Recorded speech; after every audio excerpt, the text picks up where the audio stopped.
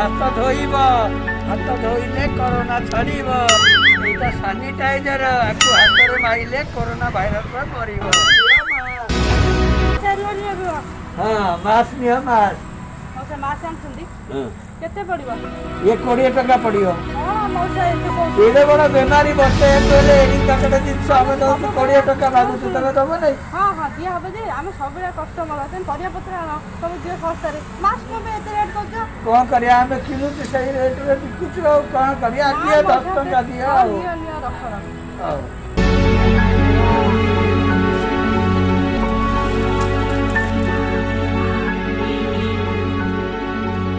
Sanitise ଦେଲେ କେତେ ପଇସା? 50 ଟଙ୍କା।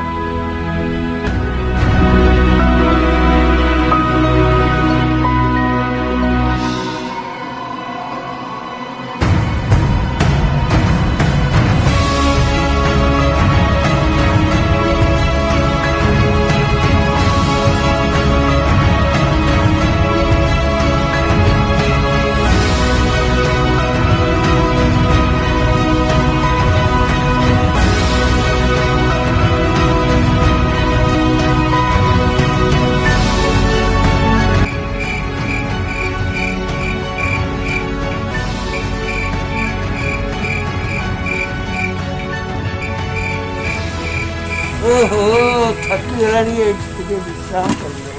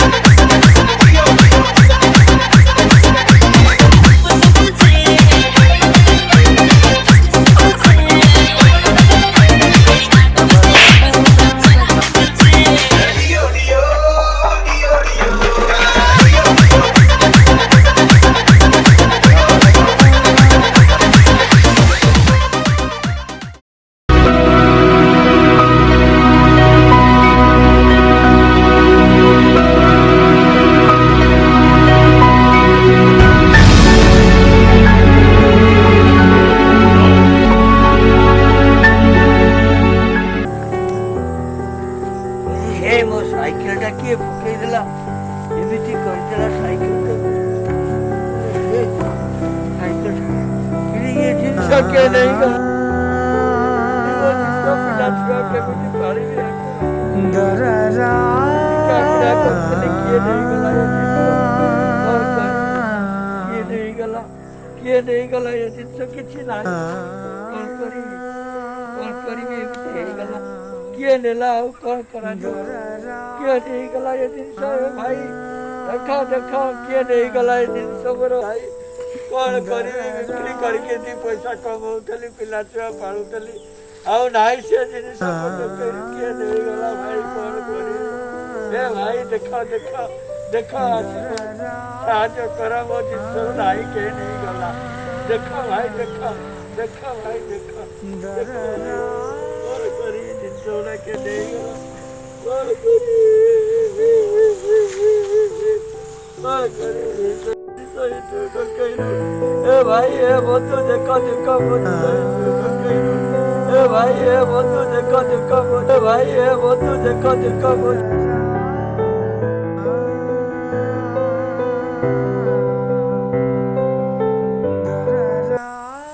ये बोले कुत्ता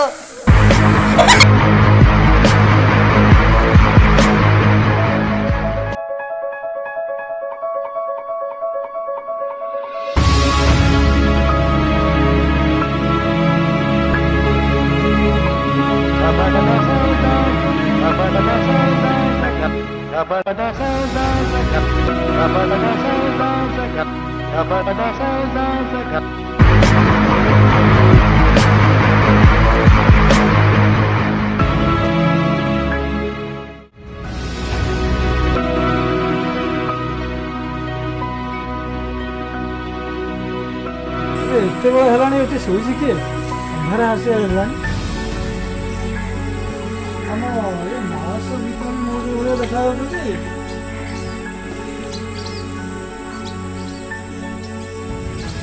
ହଁ ତ ଏ ମାସ ମଉସା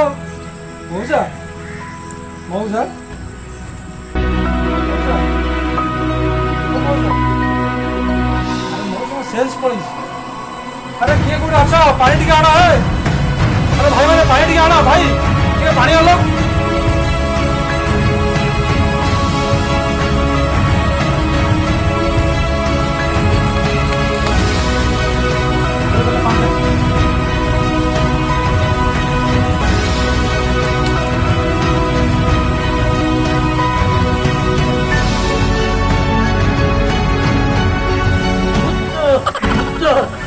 भूत नहीं मौसा भूत नहीं भूत ଥିଲା ଏଇଠୁ ଦିଟା ଭୂତ ଆସିଥିଲେ ପାଳ ଭୂତ ମୋ ବେପାର କରି ଜିନିଷ ଆଣି ଆସିଥିଲି ଟୋକେଇରେ ସବୁ ବାହାର କରି ନେଇଗଲେ ମୋ ଟୋକେଇରେ ନାହିଁ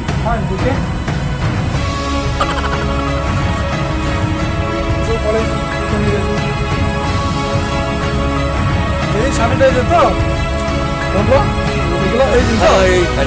ଅଛି ସବୁ କେତେ ମାସ ଅଛି ସାବୁନ ଅଛି ଏଇ ଜିନିଷ ତ ଅଛି ଆପଣ ଭୂତ କାହିଁ ନେଲା ଅଛି ଏଇ ଜିନିଷ ଭୂତ ନେଇଯାଇ ପାଳ ଭୂତ ଦି ଜଣକୁ ପୁରା ଦେଖିଛ ଦେଖିଛି ପୁରା ଆଖିରେ ଦେଖିଛି ଯଦି ମଉସା ଭୂତ ମାନେ ନେଇଥିଲେ ତ ଆଣି ଦେଇଛନ୍ତି ଭୂତ ମାନେ ହଅନ୍ତୁ ପଛେ ତାଙ୍କର ବିବେକ ଅଛି ଏ ମଣିଷ ଦି ଗୋଡ଼ିଙ୍କର ବିବେକ ନାହିଁ ବଡ଼ ସାନ ବିଚାର ନାହିଁ ସେଇଥିପାଇଁ ଏ କରୋନା ଭଳିଆ ମହାମାରୀ ଆସିକି ଆମ ସମାଜକୁ ଖାଇଲାଣି କ'ଣ କରିବି ବାପା ଏଇ କରୋନା ଭାଇରସ ନେଇ ବେମାରୀ ନେଇ ଏ ସାବୁନ ମାସ୍କ ଆଉ ସାନିଟାଇଜର ମୁଁ ବିକିକିରି ମୋ ପେଟ ପାଟଣା ପାଇଁ ମୋ ପିଲା ଛୁଆଙ୍କୁ ପୋଷିବା ପାଇଁ ଦି ପଇସା ରୋଜଗାର କରୁଛି ଆଉ ମୋ ପାଖରେ କିଛି ନାହିଁ ଏଇ ଜିନିଷ ବିକି ମୁଁ ଦି ପଇସା ରୋଜଗାର କରୁଛି ଠିକ୍ ଅଛି ମଉସା ଏଇଟା ବହୁତ ବଢ଼ିଆ କଥା ବ୍ୟସ୍ତ ହୁଅନା ମୁଁ ତୁମ ପାଇଁ ମାସ୍କ ସାନିଟାଇଜର କୃଷ୍ଣା ଡାୟଗ୍ନୋଷ୍ଟିକ୍ କହିକିରି